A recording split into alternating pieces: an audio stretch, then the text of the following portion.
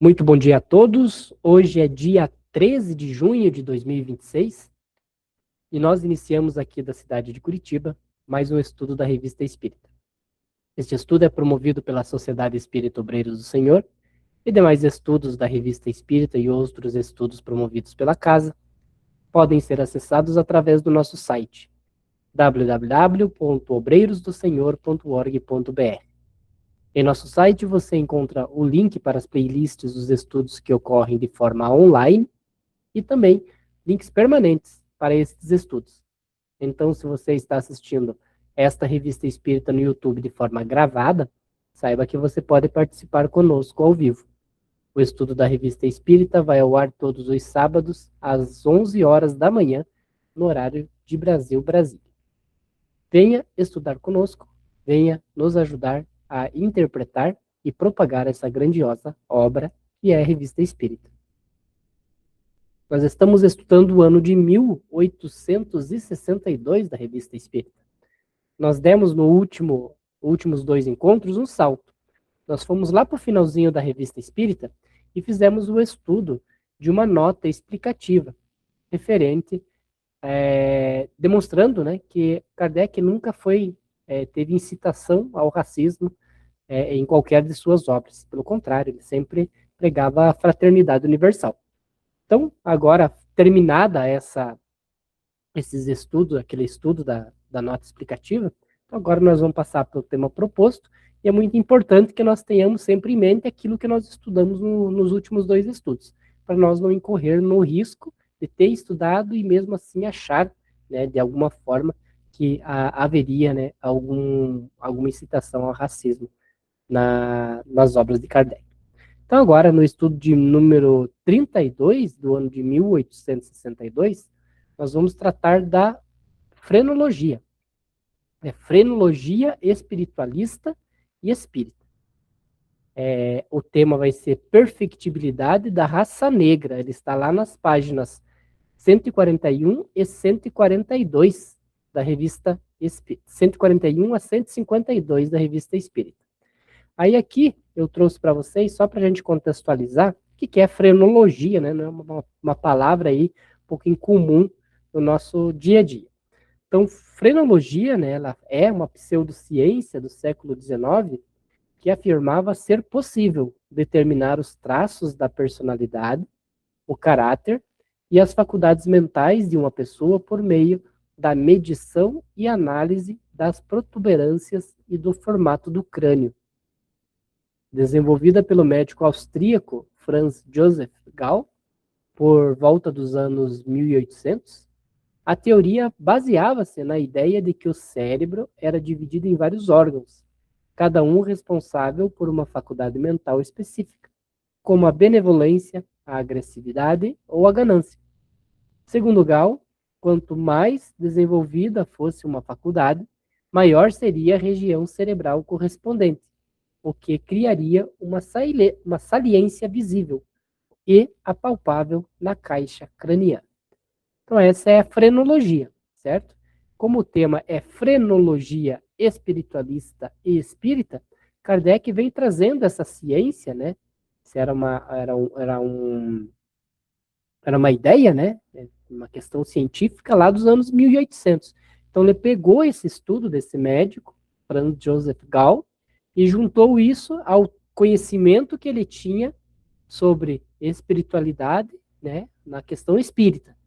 Então ele vai juntar esses dois conhecimentos e aqui ele vai mostrar para nós aqui tudo isso no seguinte tema: a perfectibilidade da raça negra. Então, como nós sabemos, naquela época, nos anos aí de 1800, ainda existiam a escravidão, né? Eram os navios negreiros, eram exportados escravos da África para todo mundo e tal. Então nós sabíamos, esse que era o conhecimento da época, era a forma como o mundo vivia naquela época. E dessa raça, da raça negra, né, sabia-se apenas o que as histórias contam. Né? Então, o que a história conta e os pesquisadores viam e traziam.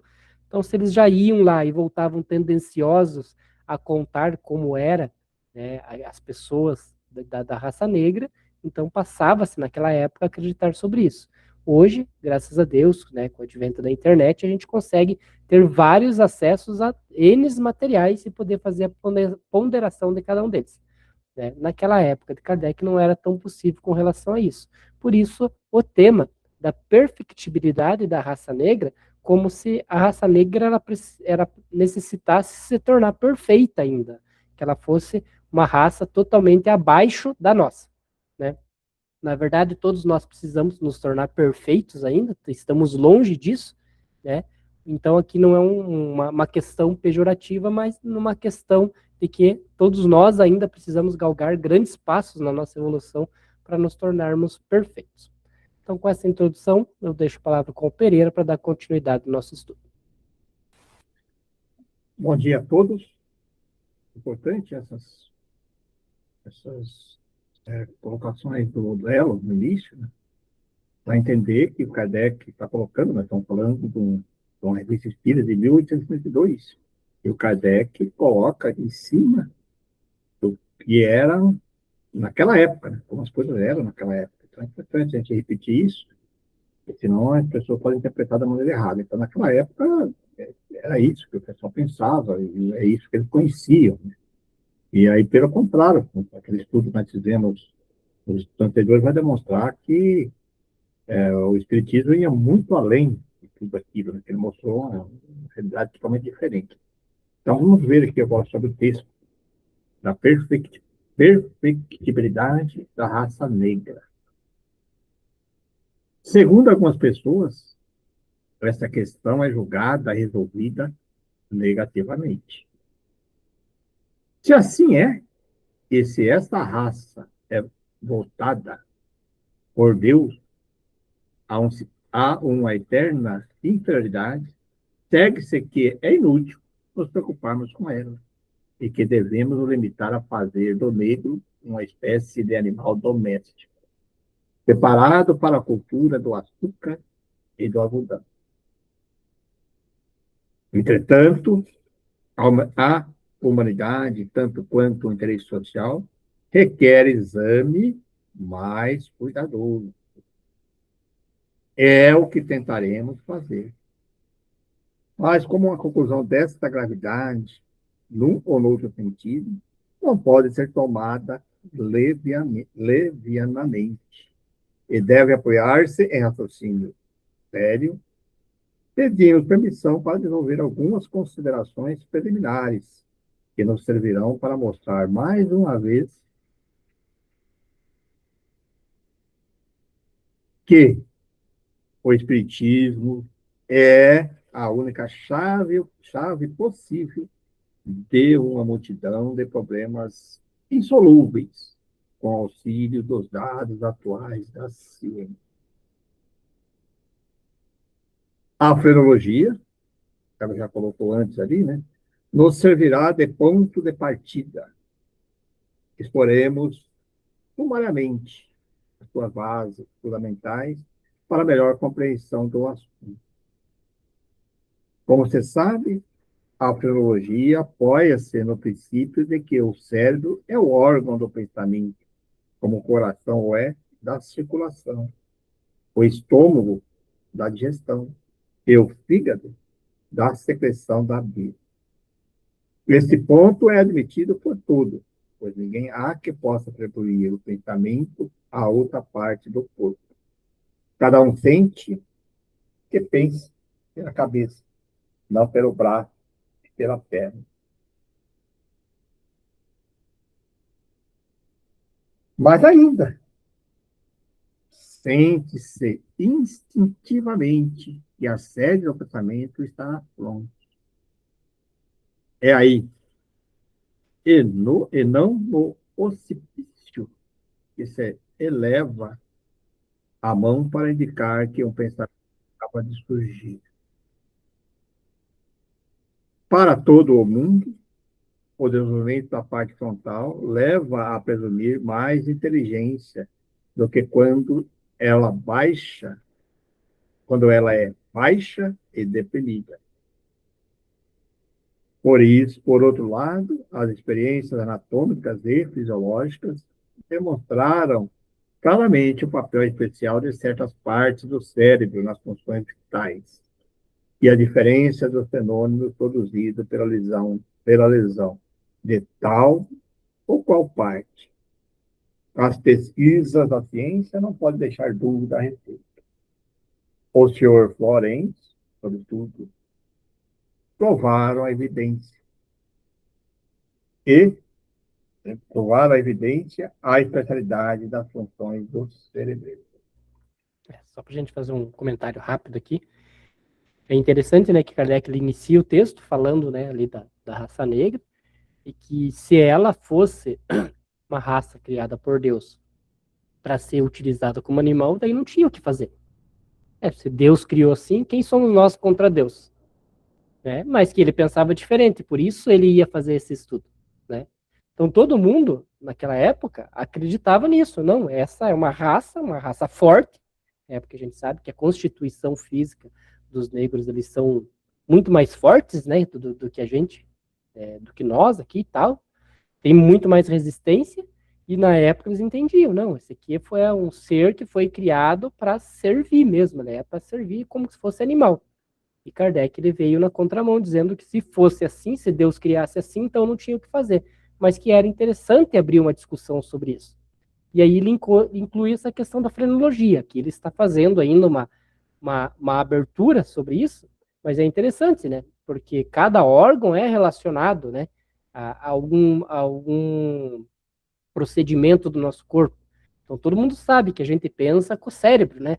Tanto é que ele fala ali, né, quando a gente coloca a mão na cabeça para pensar, né, a gente coloca, né, ou faz assim, né? A gente não faz assim, né, quando vai pensar. Ah, deixa eu pensar numa coisa, coloca a mão na nuca, ou deixa eu pensar numa coisa, coloca a mão aqui em cima, né? A gente sempre coloca a mão assim na frente, ou do lado, como se a gente soubesse que é naquela parte aqui, né, que se faz o pensamento. Então existiam essas pseudociências de que em determinados locais ali do cérebro, né, eles eram responsáveis por algumas coisas.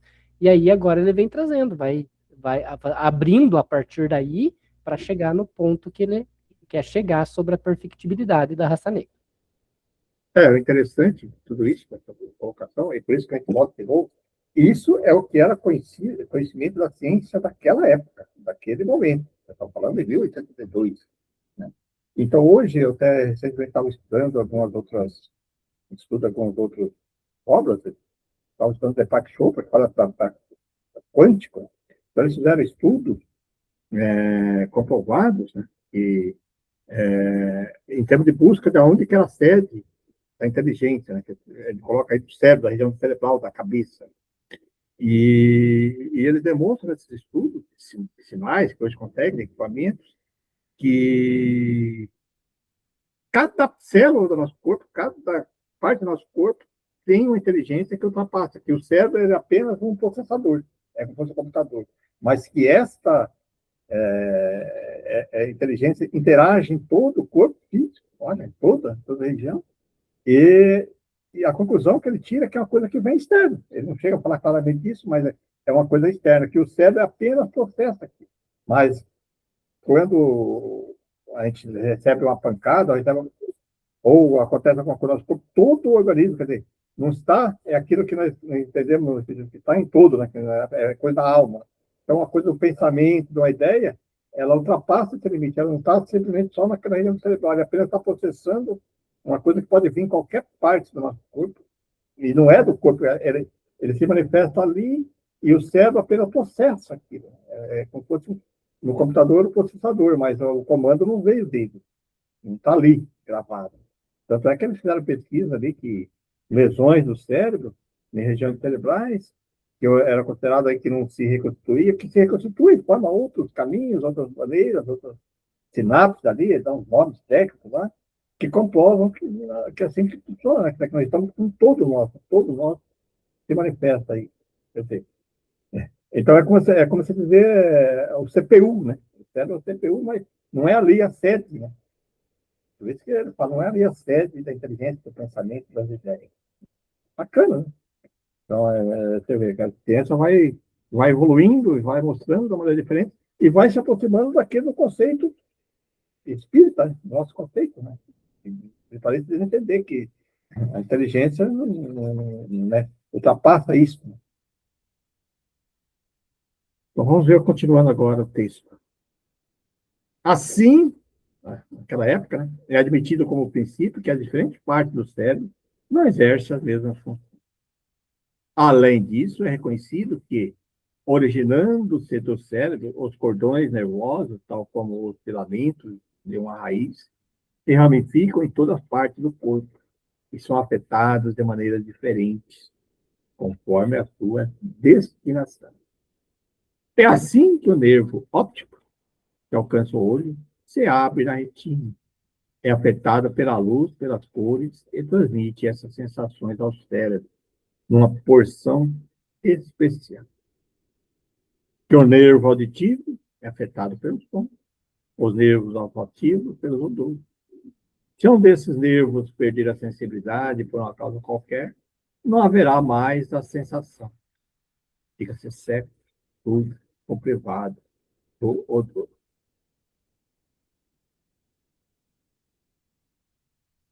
Esses nervos têm, pois, funções distintas e não podem, de modo algum, se substituir, embora o exame mais minucioso não mostre a mínima diferença na sua textura. Partindo desse princípio, a filologia vai longe. Localiza todas as faculdades morais e intelectuais, atribuindo cada um lugar especial no cérebro. É assim que confere a um órgão o instinto de destruição que, levado ao excesso, se torna crueldade e ferocidade. A outro, a firmeza dos excessos, sem contrapeso do julgamento, produz a obstinação. A outro, o amor da progênie. Finalmente, a outro, a memória da localidade, dos números, das formas, do sentimento poético, da harmonia, do som, das cores. Em suma, ele está dizendo aí que se você olhar o cérebro de acordo com a formação do seu cérebro, do jeito da formatura, mais fino, mais grosso, mais, sei lá, mais alongado, ou determinada região, identificava a personalidade da pessoa, tipo, né, o tendência. É nesse sentido que a fenologia da época colocava essas questões. Aqui não é lugar, aí o Kardec continua, aqui não é lugar de fazer a descrição anatômica do cérebro. Diremos apenas que, se fizermos uma seção longitudinal na mesma, reconhecemos que da base parte feixes fibrosos que vão desabrochar na superfície, apresentando mais ou menos o aspecto de um cogumelo cortado na sua altura. Cada feixe corresponde a uma das circunvoluções da superfície externa, de onde se segue que o desenvolvimento da circunvolução corresponde ao desenvolvimento do feixe fibroso. Sendo cada feixe, de acordo com a fenologia, a sede de uma sensação ou de uma faculdade, conclui ela que a energia da sensação ou da faculdade é proporcional ao desenvolvimento do alvo. Que interessante observar o quanto Kardec conhecia de várias áreas, né? Questão ali da secção longitudinal da massa, né? Coisa assim que a gente escuta médico falando, né? Ah, uma secção sagital, uma secção longitudinal. Você vê, ele entendia disso, né? Ele conseguia, por mais que talvez ele não conhecesse, mas ele pegava o texto ali, ele lia e ele entendia. Para ver o quanto que ele foi preparado, né, espiritualmente para isso, né? Para ter esse contato e para observar, fazer a ligação, chegar a resposta ali de que talvez isso não influenciaria em nada, né, no espiritismo, porque a partir o que a gente sempre lembra aqui, que ele trazia esses temas, né, tentava fazer uma correlação ali com o espiritismo, mas quando ele sempre via que aquilo ali ele não ajudava em nada para a evolução espiritual ali dos seres humanos, ele abandonava aquilo ali, ele deixava, ele não dava tanta importância, mas ele conhecia, né? A gente já viu nos outros anos o quanto ele conhecia de botânica, a questão de insetos, né, que ele também já trouxe para nós, toda a questão de geologia que ele entendia, né? Então ele era uma pessoa assim que, de certo, para chegar, sentar e bater um papo e conversar, é uma pessoa que você não enjoaria de conversar, né? Pelo tanto de conhecimento que ele tinha. Né? E aqui ele demonstra o conhecimento que ele tinha ali, se caso partisse o cérebro, ele faz uma comparação até, como a gente diz, para leigo entender, né? Que ele parece um cogumelo cortado na metade, né? Então, quando você olha ali, vê aquelas ligações ali fibrosas do cogumelo, é mais ou menos o que o cérebro se pareceria. Muito interessante essa questão e essa didática que também ele tinha para tentar fazer a gente entender. Né? Isso é importante que você falou aí, que na época, né, principalmente que ele era discípulo de Pestalozzi, né, conhecia, então uma pessoa para ter o título de mestre, de professor, ele tinha que ter um conhecimento abrangente, né? Então, quando ele ia ensinar as pessoas que tinham mais condições financeiras, que buscavam esses mestres, que estudavam, ele ia pegar a pessoa, não tinha, por exemplo, que a gente tem hoje, um especialista em botânica, um especialista... hoje dividiu muito, né? Você é mestre, mas ele é mestre em tal coisa. Naquela época, os grandes professores, os grandes mestres, tinham que ter essa capacidade de entender, né? De línguas, até botânica e de tudo, né? De conhecimentos gerais. Eu acho que isso é uma coisa que se perdeu muito hoje. Até na área de saúde e medicina, por exemplo, hoje, você vai colocar nessa questão aqui, você tem que ter um especialista na região cerebral. Aí tem aquela questão do especialista da mão direita, da mão esquerda, do ombro, do braço, quer dizer, tira vários especialistas. Até naquela, antigamente, até o próprio médico, ele era especialista, por exemplo, um médico era um clínico geral. Né? Eu lembro mesmo, quando era pequeno, você ia no médico, era um clínico geral que ele entendia um pouco até de cirurgia, ele fazia até uma pequena cirurgia lá, fazia cirurgia, ele tinha que ter conhecimentos mais gerais. Hoje, não sei se é positivo ou não, mas acontece que às vezes dificulta isso, né? Porque você vai fazer uma consulta, você vai com um, aí ele indica um cardiologista que vai te indicar você um nutricionista, que vai indicar não sei o quê, que vai, né? Aí chega na conclusão que, isso aqui sei lá, ortopédico, e vai indo, vai passando. Né? Aí você chega, até se você quebra um braço hoje, você vai lá, você não vai encontrar um ortopedista que era antigamente. Você vai lá, não, você tem que ser especializado do braço esquerdo, do ombro, cada um tem uma especialidade. Naquela época, não, né? Então, você imagina isso aí. E eu, Kardec, era realmente, digamos assim, excepcional nesse sentido. Né? Conhecia, fazia parte de tudo, e ele conhecia, ele indicava tudo. Mas dando continuidade. No feto, a caixa óssea do crânio ainda não se acha formada. Você vê que eu conheci anatomia até nessas questões. Imagina. Inicialmente, não se passa de uma película, de uma membrana muito flexível, que se modela consequentemente nas partes salientes do cérebro. Eles conservam a impressão. À medida que se endurece pelos depósitos do fosfato de cálcio, que é a base dos ossos. É interessante, né, Pereira, porque essa base craniana, ela ela demora a se fechar até depois do nascimento, né? Que a gente chama de, não sei como que é o nome correto, científico disso, mas a gente chama de moleira, né? Moleira das crianças, que fica em cima, fica molinho, né? Então, o que acontece? O cérebro vai se fechando e até para favorecer ali o nascimento da criança, né? Achata-se o cérebro dela ali para conseguir, né, sair ali no parto normal, ela conseguir sair bem. E aí que ela vai se fechando para frente. Então, você vê que é interessante, eu não sabia disso aqui, né? Que o feto, né, a caixa óssea do crânio ainda não está formado, ou seja, ele se forma um cérebro, fica um cérebro ali sem uma proteção, né? Porque ele tem toda a proteção ali do útero, né? Da mãe e tal, então não precisa do osso ali naquele momento, então ele vai se formando aos poucos, né? Essa membrana que vai virar osso, né? Mas é uma membrana do que ele fala aqui. É interessante. Interessante. Das saliências do crânio, a flenologia concluiu o volume do órgão, e do volume do órgão concluiu o desenvolvimento da faculdade. Tal é, em breves palavras, o princípio da ciência fenológica. Embora nosso objetivo não seja desenvolvê-la aqui, ainda são necessárias algumas palavras quanto ao modo de apreciação. Quer dizer, ele mostrou o que o cara pensava, né? Cada um tira a sua conclusão. Exato. E é interessante aqui, né? Porque ele pegou pegou aqui a questão do volume da caixa craniana, ele imaginava, né, tem o osso, a dura mater, não sei o que tem, tal, tem o osso dessa espessura, então o restante ali dentro é o cérebro. Então, pela circunferência e tal do crânio, então eu tenho um cérebro de tal tamanho, né, de tantos litros, vamos dizer assim, né. E aí, a partir desse tamanho, uma pessoa que tinha um cérebro de 2, ela era menos inteligente do que uma pessoa que tinha um cérebro de 3. Por quê? Porque o cérebro era maior, né? E aí a gente nota que aqui ele já desvirtua essa ciência dele, porque a gente sabe que hoje a gente não utiliza a potência do nosso cérebro, né? Então, nós temos ainda muito que descobrir para utilizar toda a potência do nosso cérebro.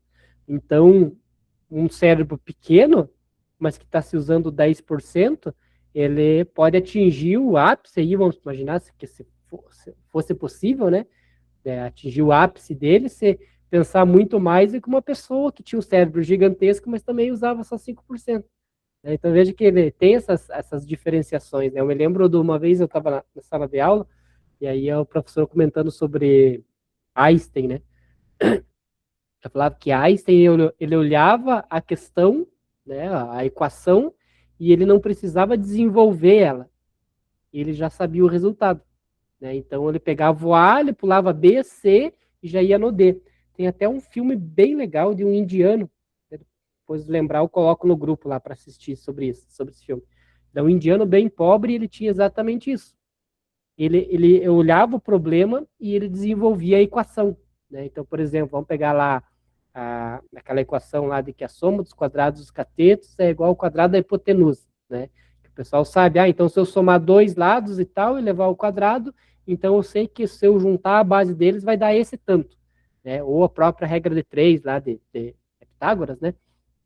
Ou teoria de Pareto, acho que teoria de Pareto, a regra de 3 que ele, para medir a pirâmide, o que ele fez? Ele colocou uma haste no chão, mediu a sombra da haste e depois mediu a sombra da pirâmide. Fez uma regra de 13 e ele sabia que altura tinha a pirâmide.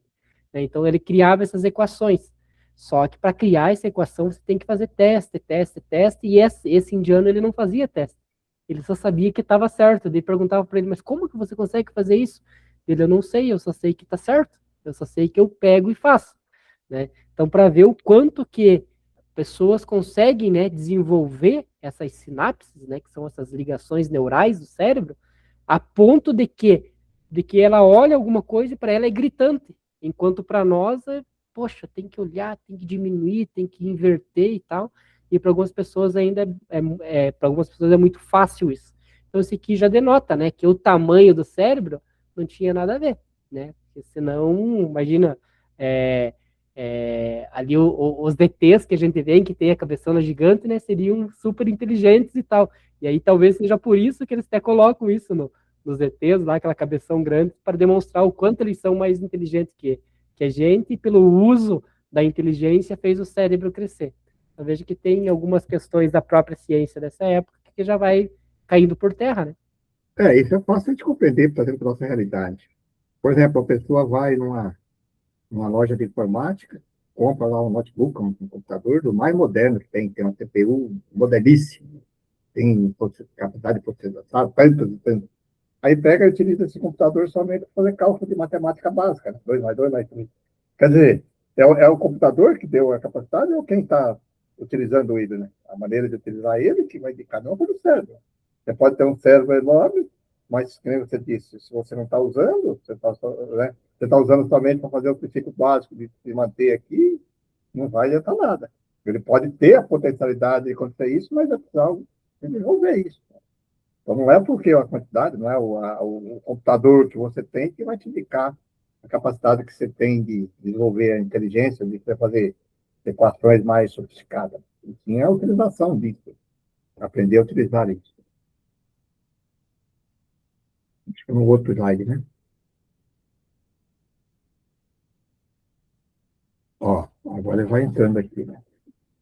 Enganar-se-ia redondamente quem acreditasse poder deduzir o caráter absoluto da pessoa pelas simples inspeções da saliência do crânio. As faculdades se contrabalançam reciprocamente, se equilibram, se corroboram ou se atenuam umas às outras. De tal sorte que, para julgar o indivíduo, é preciso levar em conta o grau de influência de cada um, em razão do seu desenvolvimento depois pesar na balança o temperamento, o meio, os hábitos e a educação. Suponhamos um homem com órgão da destruição muito pronunciado, com atrofia dos órgãos das faculdades morais e afetivas. Será miseravelmente feroz? Não, será miseravelmente feroz. Tem que imaginação. Mas, se a destruição aliar a benevolência, a afeição, as faculdades intelectuais, a destruição será neutralizada e terá o efeito de lhe dar mais energia. Poderá ser um homem muito honrado, ao passo que o observador social que julgasse apenas pela inspeção do primeiro órgão o tomaria por um assassino. Concebem-se, assim, todas as modificações de caráter que podem resultar do concurso das outras faculdades, como a astúcia, a circunspecção, a autoestima, a coragem, etc. A só sensação da cor fará o colorista. Vou repetir. A só sensação da cor ou fará o colorista, mas não fará o pintor. Só da forma não fará o desenhista. As duas reunidas apenas farão bons copistas, se, ao mesmo tempo, não houver o sentimento da idealidade ou da poesia e as faculdades reflexivas e comparativas. Veja que ele, analisando essas questões da frenologia, ele já demonstrou, né, que você analisar uma pequena parte ali do cérebro, da protuberância craniana, ele pode incorrer em erros. Então vamos imaginar que do lado direito, onde seria o lado que faria a pessoa ser uma pessoa agressiva, ela é grande. Né? Ela é grande aqui, faz um carocinho, né? Que nem o pessoal fala, fazer um carocinho, opa, essa pessoa ela vai ser uma pessoa agressiva e tal. Pronto, acabou por aí. Então ele ia dizer que a pessoa ia ser agressiva e pronto. Mas se analisasse todas as outras partes, por exemplo, aqui é a parte da benevolência. Nossa, a parte da benevolência ela é tão desenvolvida quanto a parte da agressividade. Um acabaria que anularia o outro, né? A parte da educação, olha, tem a parte da educação boa, então ele aprende rápido. Se ele aprende rápido, tem a benevolência que anula a agressividade, se ele aprender rápido, ele vai aprender ali os regramentos de uma vida, de uma convivência social, vai deixar de ser agressivo, talvez não por vontade, mas por respeito às leis e tudo mais. Então, o Kardec ele vem desenhando essa questão, né? Por quê? Porque, que nem ele falou ali, ali ele tem aqui no slide anterior, ele tem uma parte desenvolvida da cor, ele consegue fazer as misturas da cor, porque o que hoje a gente vê os computadores fazendo das misturas das cores, né? Que o pessoal vai lá, que cor que você quer? Eu quero um branco, gelo, não sei das quantas, perolizado. O cara coloca no computador e o próprio computador já faz, né? Você coloca tanto de branco, tanto de amarelo, tanto não sei o que tem, e sai a cor que você quer. Naquela época, o desenhista, ele tinha que ele mesmo fazer, né? O pintor, ele tinha as 3 cores primárias, né? O verde, vermelho, azul, se não me engano. E a partir dali, era ele que criava a cor. Então, ele tem o dom da cor, porque ele sabe fazer as misturas das cores. Tá? Mas isso só ia transformar ele num colorista. Aquele outro tem o desenho, né, a questão do desenho desenvolvido. Mas isso só iria transformar ele num copista. Ele conseguiria pegar qualquer desenho e copiar. Mas criar uma Mona Lisa, né, aí já era outra situação. Né? Talvez Kardec ele já vai construindo todo um pensamento de que não é apenas um fator que cria a personalidade da pessoa, mas são N fatores externos e internos que que vai dar a personalidade para essa pessoa. É até a vontade, né? A vontade de cada um de fazer. Basta isso para mostrar que as observações fenológicas práticas apresentam grande dificuldade e repouso sobre considerações filosóficas que não estão ao alcance de. Establecidas essas preliminares, encaremos a coisa de outro ponto de vista. Dois sistemas radicalmente opostos dividiram, desde o início, os frenologistas, e em materialistas e espiritualistas. Não admitindo nada fora da matéria, dizem os primeiros que o pensamento é um produto da substância cerebral. Que o cérebro secreta o pensamento com as glândulas salivares, secretam a saliva, como o fígado secreta a bile. Agora aqui ele já vai juntando ali, né? Dizendo, olha, as questões que dividiam, né? Porque eles eram os opostos, né? Por quê? Porque entre a frenologia, os frenologistas, e materialistas e espiritualistas, né? Então, para essas questões frenologistas e materialistas, o que é o cérebro? O cérebro, ele secreta o pensamento, ou seja, ele expele aquele pensamento como se, que nem a boca, que ela produz ali a como que diz, a saliva, né? Ela fica produzindo a saliva ali o tempo todo, né? O olho fica sendo lubrificado pela lágrima o tempo todo.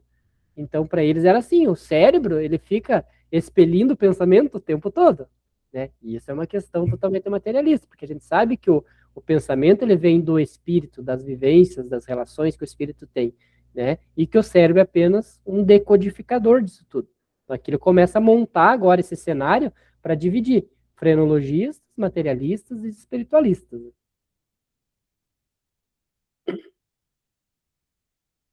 Ora, como a quantidade de secreção geralmente é proporcional ao volume e à qualidade do órgão secretor, dizem que a quantidade de pensamento é proporcional ao volume e à qualidade do cérebro. Que cada parte do cérebro, secretando uma ordem particular de pensamento, os diversos sentimentos e as diversas aptidões estão na razão direta do órgão que o produz. Não refutaremos esta monstruosa doutrina, que faz o homem uma máquina, sem responsabilidade por seus atos maus, sem mérito pelas suas boas qualidades, porque apenas deve o seu gênio e suas virtudes ao acaso de sua organização.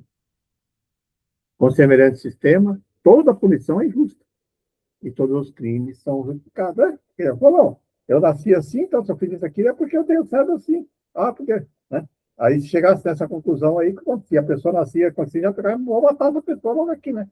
Vamos tirar ela fora porque essa pessoa tem inteligência. Se ele fosse preso, não, eu sou assim porque é meu cérebro. Não estou ocupado. Foge totalmente das questões espiritualistas. Olha aí, ó. Os espiritualistas dizem ao contrário, que os órgãos não são a causa das faculdades, mas os instrumentos da manifestação das faculdades. Que o pensamento é um atributo da alma e não do cérebro. Que a alma, possuindo por si mesma as aptidões diversas, a predominância de tal ou qual faculdade, impele o desenvolvimento do órgão correspondente, como o exercício de um braço induz ao desenvolvimento dos músculos desse par.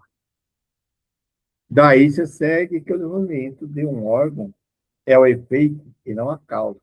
Assim, o homem não é poeta, porque tenha órgãos da poesia. Ele tem o órgão da poesia porque é poeta, que é muito diferente.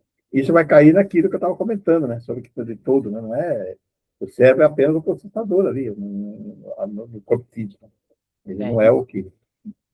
E tem que ser assim, né? Porque enquanto espírito, o espírito não tem órgão, né? Então, como que a gente iria atribuir a qualquer órgão, né? Seja o cérebro, ou a visão, a audição, um elemento que sem ele não poderia ser, não poderia agregar, né? Receber esses sentimentos, né? De ver, de ouvir, de sentir, do olfato e tal.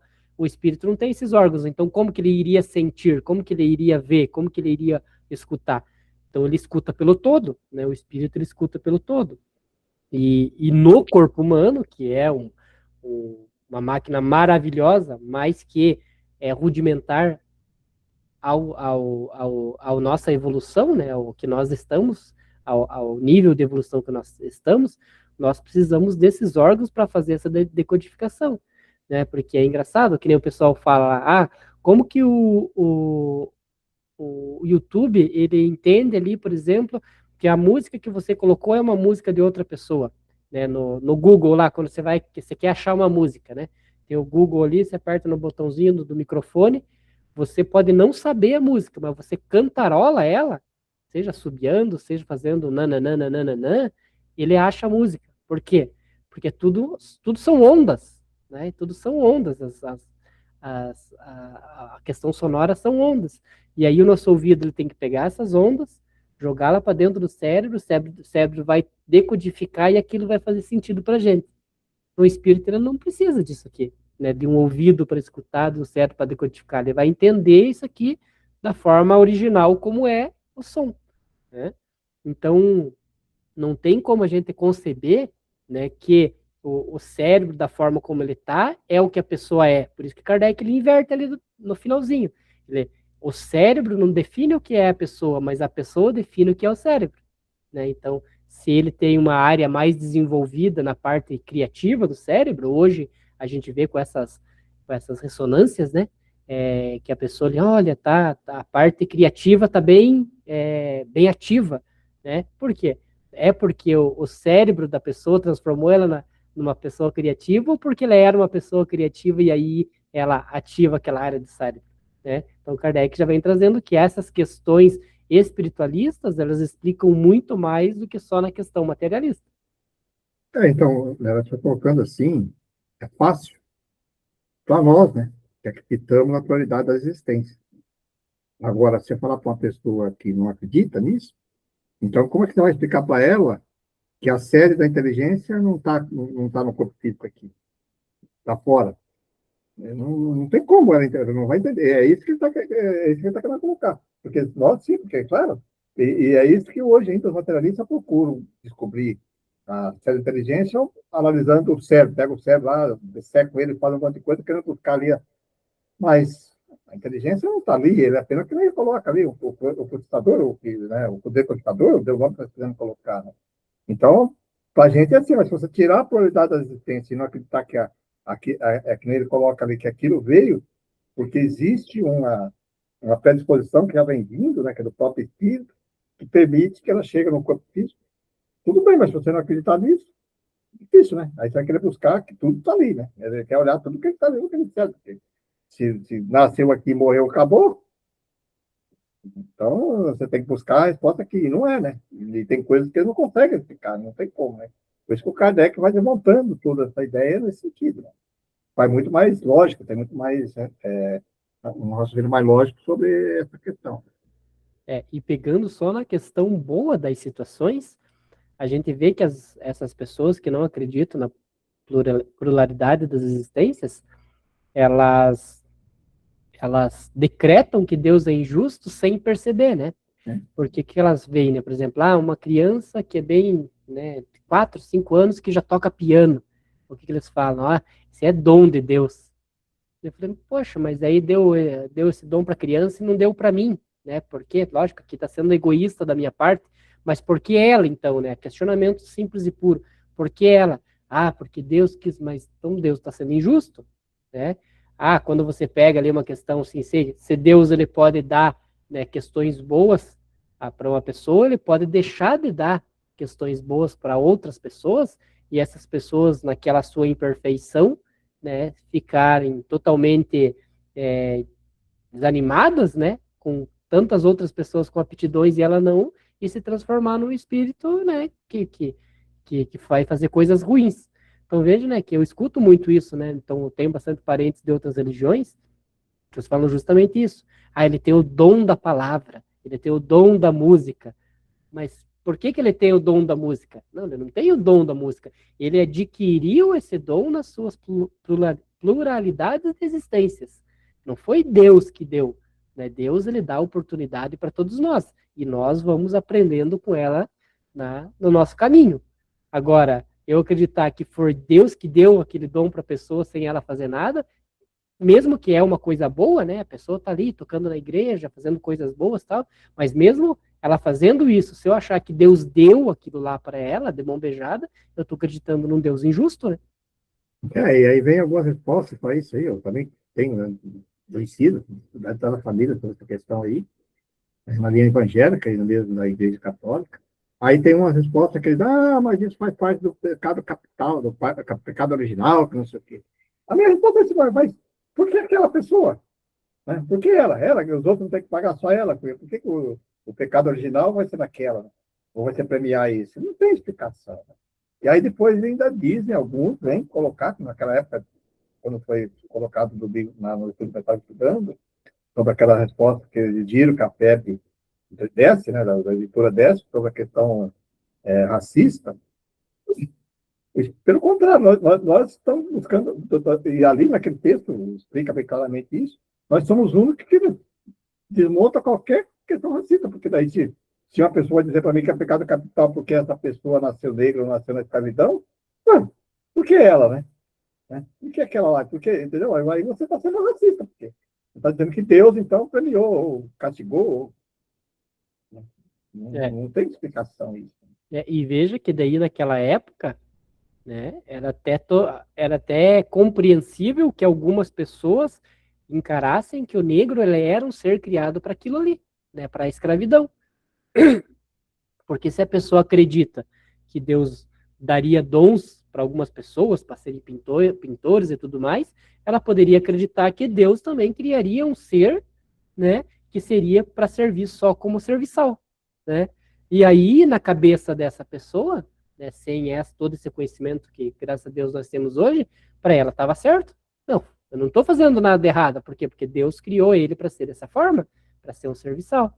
Então, você veja o quanto que é, você ter essa consciência das várias existências, ele desmistifica e dá resposta para várias perguntas que até hoje, né, se você tirar a reencarnação, você não tem resposta.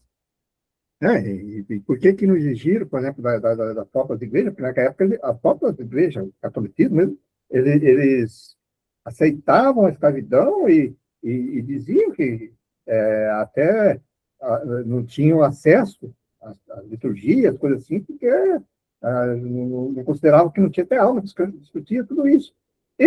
Agora, quando vem o Kardec colocando essas coisas de maneira ampla, o espiritismo, aí vão dizer, não, mas peraí, não precisa falar que exigiram algum dia que desse explicação sobre algumas coisas que eles fizeram no passado. E consideravam como ritos e tal, normas dogmáticas da própria igreja que aceitavam claramente isso e colocavam.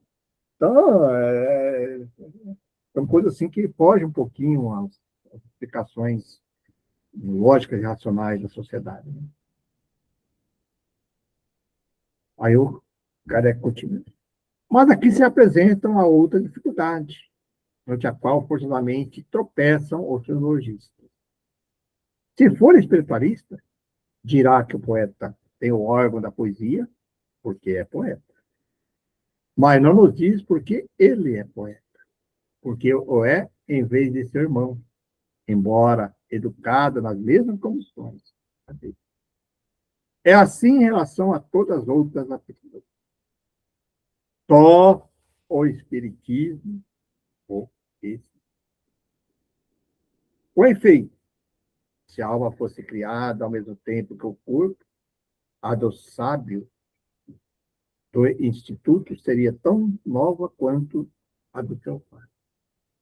Aí, que eu já comentei, né? Então, por que há na Terra selvagens e membros do instituto?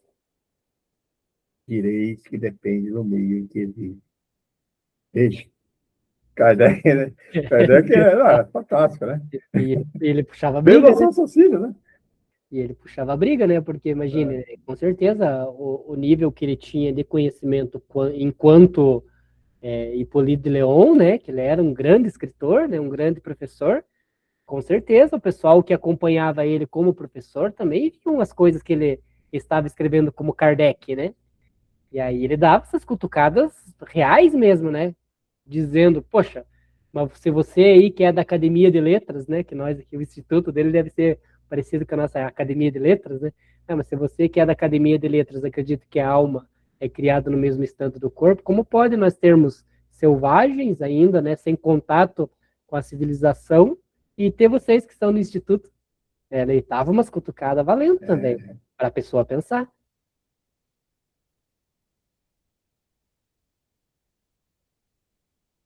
Diz aí, então, porque homens nascidos nos meios mais ingratos e mais refratários tornam-se gênios, ao passo que outros que recebem a ciência desde a infância são indecisos?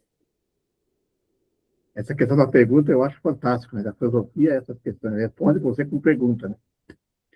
Os fatos não provam que a evidência que há. Vou repetir. Os fatos não provam a evidência que há homens instintivamente bons ou maus, inteligentes ou estúpidos. É preciso, pois, que haja na alma germe. De onde vem isso? Pode dizer-se razoavelmente que Deus os fez de todos os tipos, uns chegando sem esforço e outros nem sequer com trabalho obstinado? Seria isso justiça e bondade? Evidentemente, não. Uma única solução é possível: a pré-existência da alma, sua anterioridade ao nascimento do corpo, o desenvolvimento adquirido conforme o tempo vivido e as várias migrações percorridas. É interessante. E aqui já fica aquela dica, né, Pereira? A gente não deve deixar para as próximas, não deve deixar de corrigir nossos erros nas próximas reencarnações, né? Que a gente sempre comenta, né? Tem espírito que fala, nessa reencarnação eu vou deixar assim como está, e na próxima eu resolvo, né? Mas, do contrário, aquilo que a gente gostaria de fazer, você já pode começar nessa reencarnação, né? Então, você já, eu gostaria de ser um médico, né? Então, de repente, estudar, né? Talvez não se torne médico, né? Cardiologista daqueles, né? Famosos e tudo mais, mas já ter aquele gosto de estudar, pega livro, lê e tal, nem, não digo nem fazer uma faculdade sobre isso, mas já ter essa aptidão. Por quê? Porque todo conhecimento que nós adquirimos fica gravado no espírito e nós não perdemos ele. Por isso que às vezes tem pessoas que têm facilidade de aprender algumas questões, outras questões, né, assim, da vida ampla, melhor do que a gente. Né? Que nem eu falo lá pro Pereira. Falei, numa próxima reencarnação, se o Pereira for querer aprender talvez algum instrumento musical, ele vai ter mais dificuldade do que eu, que já toco um instrumento musical, né, Pereira? Então, por quê? Porque nessa reencarnação eu já me dediquei durante vários anos para aprender um instrumento. E assim vai. Então, isso que a gente tem que aprender, que a vida é uma vida contínua, e se eu quero, não, eu preciso saber de tudo, né, de todas as coisas, para que eu me torne um espírito puro, um espírito evoluído. Porque já imaginou um espírito evoluído que não entende nada de música, não entende nada de poesia, não entende nada de matemática? Né? Não, eu não gostava desse aqui, eu fui evoluindo só naquilo que eu gostava. Tá, mas se você é um espírito evoluído, você tem que ser evoluído 100% em todas as questões. Tá? Então nós vamos ter que aprender tudo isso. Até aquilo que hoje a gente não gosta. Aquelas pessoas que dizem assim, eu tenho pavor de matemática. Pois é, mas você vai ter que aprender. E quanto antes você começar, mais fácil vai se tornando.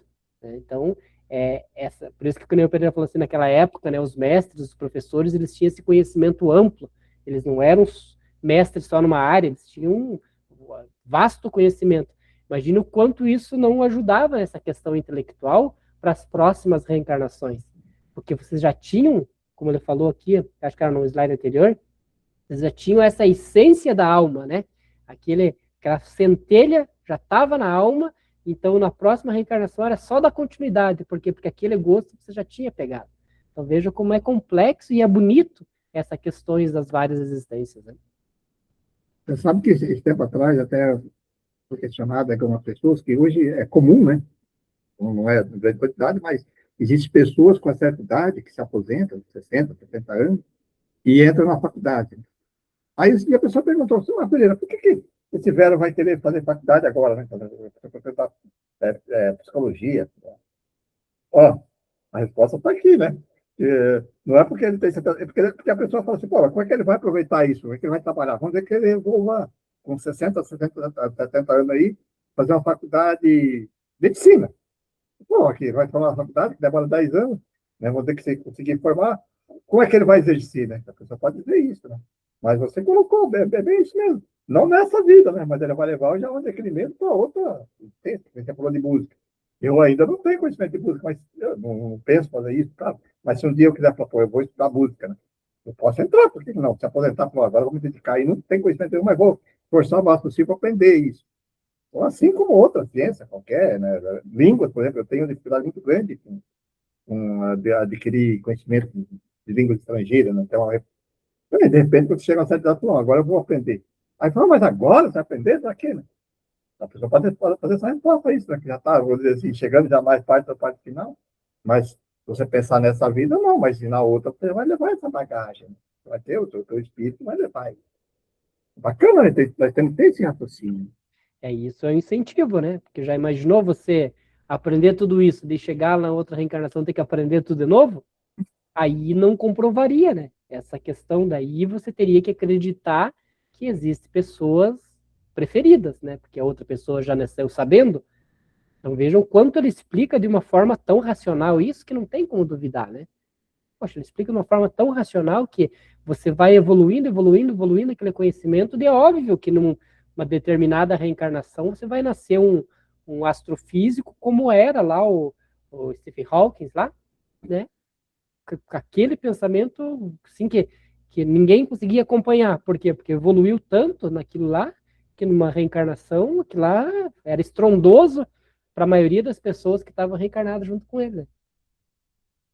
Unindo-se ao corpo, a alma traz, pois o que adquiriu suas qualidades boas ou más. Daí as predisposições instintivas, de onde pode dizer-se com certeza que aquele que nasceu poeta já cultivou a poesia. Que nasceu músico cultivou a música. O que nasceu celerado já foi mais celerado. Tal é a fonte das faculdades inatas que produzem nos órgãos afetados a sua manifestação. Um trabalho interior, molecular, que provoca o seu desenvolvimento. Isso nos conduz ao exame da importante questão da inferioridade de certas raças e de sua perfectibilidade. Muito bem. Assunto para o próximo estudo. Ele fez tudo isso, tudo isso aqui, falou sobre isso só para chegar no ponto principal, né? Que Para ele quer explicar falar. a justificativa disso. Olha que coisa Exatamente. bacana. Para não dizer, para não deixar a ponta solta, né, Pereira? Porque a gente, que nem nós comentamos, né, no estudo passado, né, o quanto as pessoas tiram o texto do contexto, né? E que aquela nota explicativa só surgiu porque eles não estudaram a doutrina. Porque, veja bem, né? Ó o tanto que Kardec fez, né? A gente estudou aqui 1 hora e ele não entrou no tema que ele queria, que ele deu, que era a perfectibilidade. Agora que parece que ele vai entrar no tema. Então, as pessoas que falavam qualquer outra coisa era porque não estudava mesmo, né? Porque ele amarrava todas as pontas, ele dava todas as respostas. É que as pessoas têm aquela. Como diz você, as pessoas gostam de estudar por apostila e não pelo material original, né? Verdade. Tudo bem. Tá aí, minhas amigas, meus amigos, colegas. que gostam de estudar a filosofia tão rica, a doutrina tão esclarecedora, mais um tema para nossas reflexões. Sempre recomendando, estude.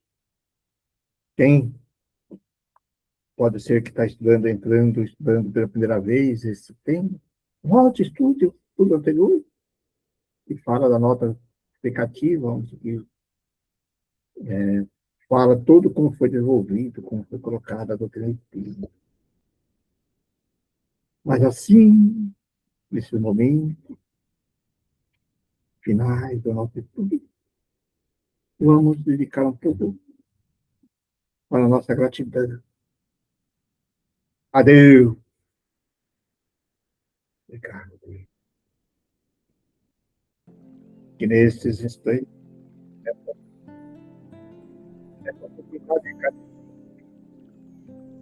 estamos podendo ter um contato mais próximo dessa doutrina, dessa filosofia tão esclarecedora. A nossa gratidão e amor ao nosso mestre, nosso guia Jesus, constantemente vemos, através do Evangelho, nos mostrando o caminho para conseguirmos a nossa fortuna. Nossa gratidão e amor a todos os amigos espirituais que nos acompanham, nos orientando, nos guiando. Sejam aqueles amigos errantes, espíritos, que ainda estão no mundo espiritual, como também os encarnados. Nossa gratidão e amor. Agradecemos também aqueles amigos espirituais que nesses dias de estudo conosco se reúnem para também, assim, adquirir o conhecimento que não tiveram, como falam aqui no mundo terreno. E a todos que nos acompanham, desejamos força, elemento, coragem, para suportar os vieses do mundo terreno. A todos desejamos paz, amor, saúde, tudo em conformidade com a justiça de Deus. A todos um bom dia, boa semana, e possamos estar reunidos em um próximo espírito para continuar aprendendo junto a esta doutrina tão rica.